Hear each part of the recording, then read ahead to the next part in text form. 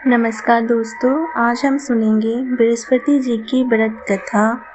प्राचीन काल की बात है, एक नगर में बहुत बड़ा व्यापारी रहता था जो दूसरे देशों में जहाज़ों के जरिए माल लदवा कर भेजा करता।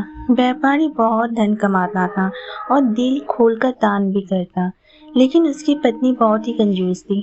वह ऐसा नहीं करती थी और न ही किसी को दान में कुछ देती थी।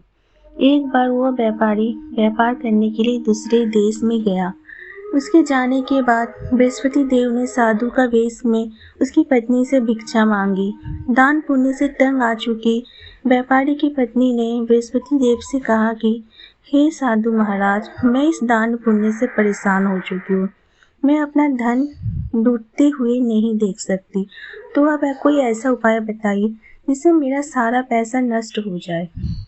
बृहस्पति देव ने व्यापारी की पत्नी से कहा कि देवी, अपनी संतान और धन से कौन परेशान होता है। अगर तुम्हारे पास ज़्यादा धन है तो उसे अच्छे कामों में लगाओ। कुंवारी कन्याओं का विवाह करवाओ, विद्यालय और बाग बगीचा का निर्माण कराओ, जैसे कार्य भी कराए जा सकते हैं। अगर तुम ऐसा करती हो तो तुम्हारे लिए लोक परलोक सार्थक हो सकते हैं। साधु ने जो कुछ भी कहा उससे व्यापारी की पत्नी को कोई खुशी नहीं हुई। उस महिला ने कहा कि ऐसे धन की मुझे कोई जरूरत नहीं है जिसे मैं दान दे दूं। इस पर बृहस्पति देव ने कहा कि अगर तुम यही चाहती हो तो तुम एक उपाय कर सकती हो।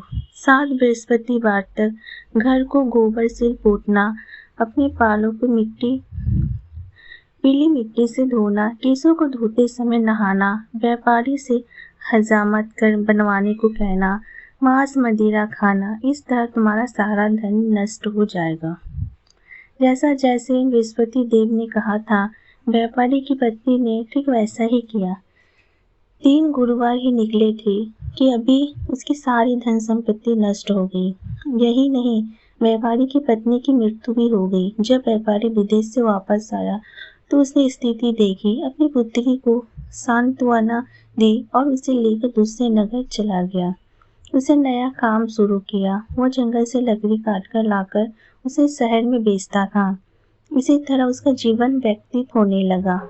एक दिन व्यापारी की बेटी ने दही खाने की मांग की, लेकिन व्यापारी के पास इतने भी पैसे नहीं थे कि वो दही खरीद पाए। उसने अपनी बेटी को आश्वासन दिया और काम पर चला गया।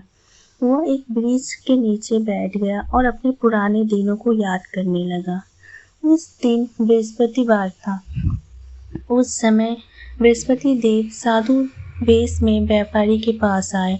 उन्होंने कहा, हे मनुष्य, तू इस जंगल में किस चिंता में बैठा है।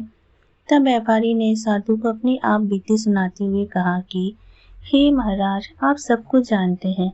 इतना कहकर व्यापारी रो पड़ा। इस पर बृहस्पति देव ने बोला, तुम्हारी पत्नी ने बृहस्पति देव का अपमान किया था, इसी के चलते तुम्हारा ये हाल है।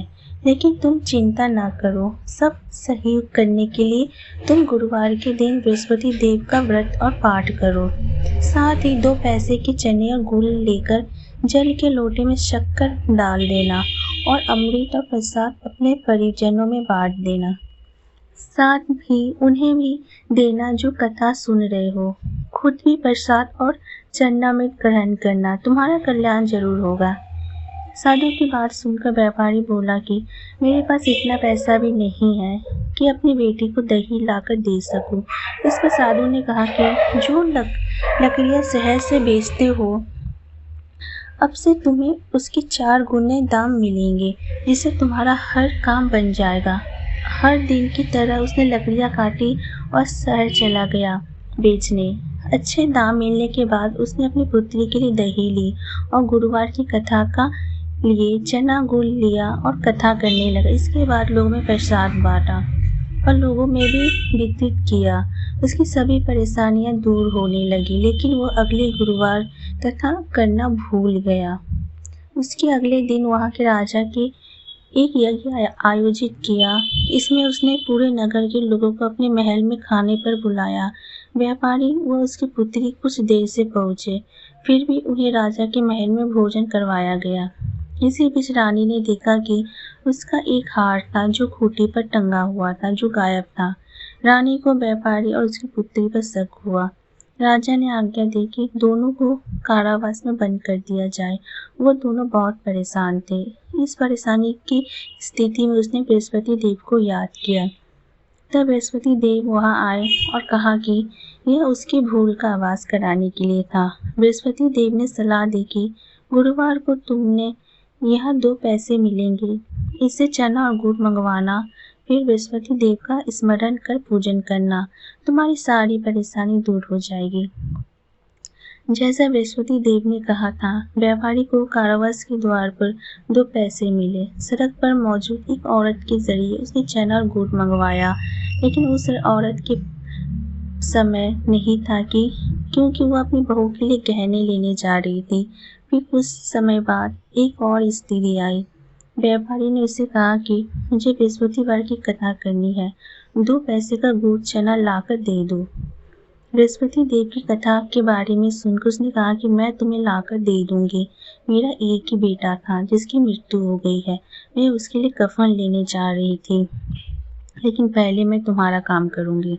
उसने व्यापारी को चना और गुड़ लाकर दे दिया, खुद भी वहां बैठकर कथा सुनी। जैसे ही कथा खत्म हुई, वो कफन लेने चली गई। कफन लेकर जैसे ही वह घर पहुंची तो उसने देखा कि उसके बेटे को शमशान ले जाने की तैयारी कर रहे थे। उसने कहा कि एक बार उसे अपने बेटे को देख लेने दो। उसने अपने बेटे की शक्ल आखिरी बार देखी। उसके मुंह में प्रसाद और चना में डाल दिया, जिससे वह पुनः से जीवित हो उठा। जिस महिला ने व्यापारी को गुड़ और चना लाने से इनकार कर दिया था, जब वो गहने लेकर वापस लौटी तो उसने देखा कि जैसे ही उसका पुत्र घोड़ी पर बैठकर निकला, वैसे घोड़ी ने उछाल मारी। उसका पुत्र घोड़ी से गिरकर मर गया। वो महिला बृहस्पति देव से क्षमा याचना मांगने लगी। बृहस्पति देव उस स्त्री के पास पहुंचे साधु बनकर। उन्हें कहा कि रोने की जरूरत नहीं है, बृहस्पति देव का अनादर करने का भी तुम्हें फल मिला है। मेरे भक्त से कथा सुनो और क्षमा मांगो, इससे तुम्हारी मनोकामना पूर्ण होगी। वह स्त्री वापस जेल गई और उसने व्यापारी से माफी मांगी, साथ ही कथा भी सुनी। इसके बाद प्रसाद और चना मीट लिया और अपने घर वापस आ गई। उसने भी अपने मरे हुए बेटे के मुंह में चना मीट डाला और वह जीवित हो उठा।